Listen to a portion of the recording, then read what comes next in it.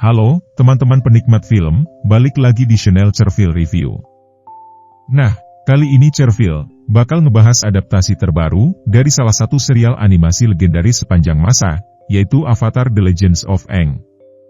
Yang baru aja diangkat jadi live action sama Netflix, yang berjudul Avatar The Last Airbender.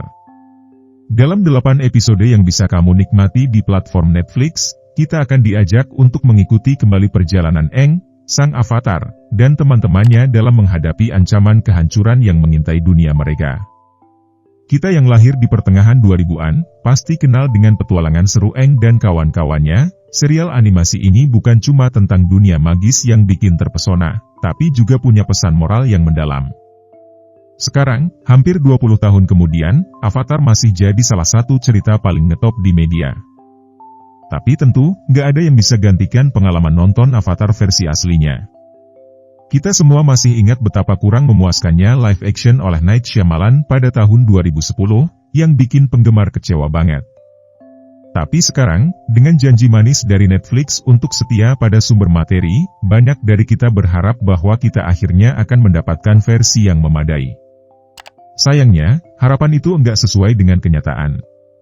Meskipun Avatar The Last Airbender patut diapresiasi atas usahanya mempertahankan kesetiaan visual pada sumber materinya, ada beberapa kekurangan yang mencolok.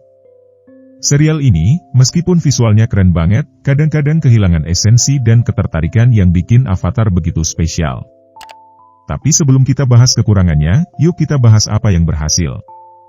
Serial ini benar-benar berhasil bawa kita ke dunia Avatar yang kita kenal dan cintai, dengan detail yang diperhatikan banget sampai bikin kita merasa kayak nyata di situ.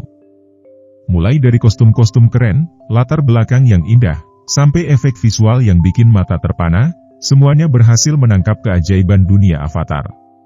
Salah satu hal yang bikin beda dari adaptasi ini adalah adanya perubahan dalam alur cerita. Walaupun tetap setia pada inti cerita aslinya, Netflix berhasil membawa karakter Aang ke level yang lebih dalam lagi.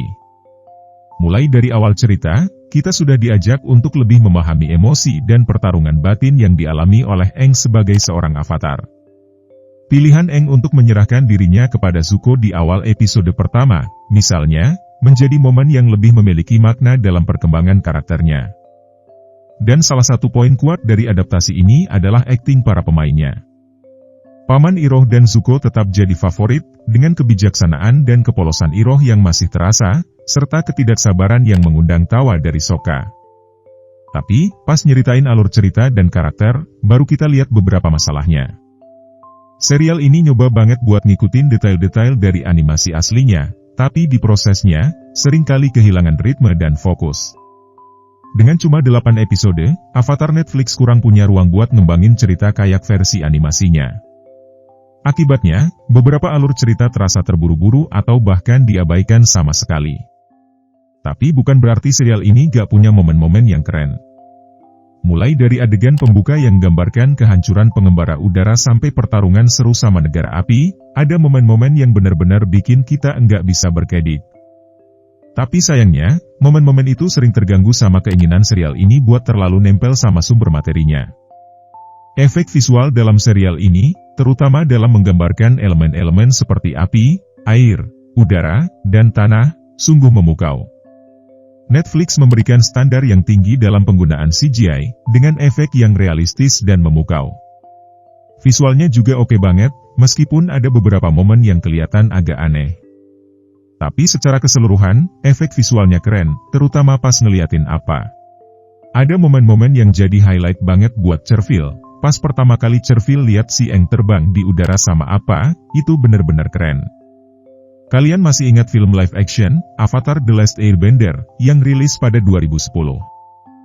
Nah, bedanya kali ini, Netflix punya solusi yang lebih baik. Mereka berhasil mempertahankan esensi cerita yang begitu bagus dari versi animasinya.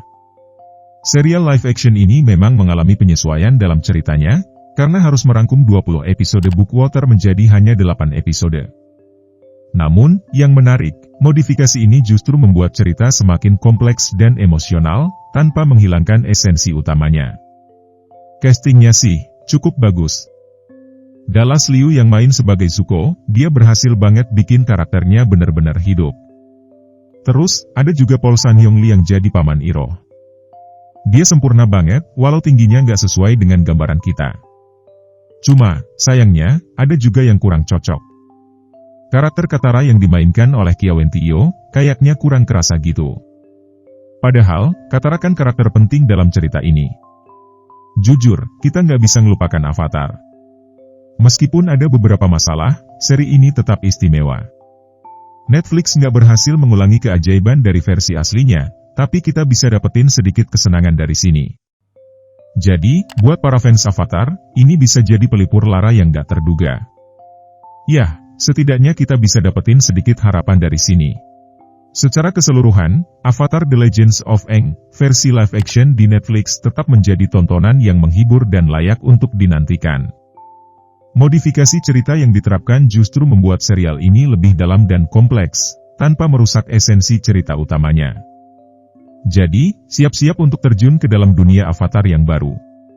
Itu dia review singkat tentang Avatar The Last Airbender. Kalau kamu udah nonton atau mau nonton, jangan lupa ceritain pengalaman kamu di kolom komentar ya. Dan jangan lupa juga untuk subscribe channel kita biar gak ketinggalan review film seru lainnya.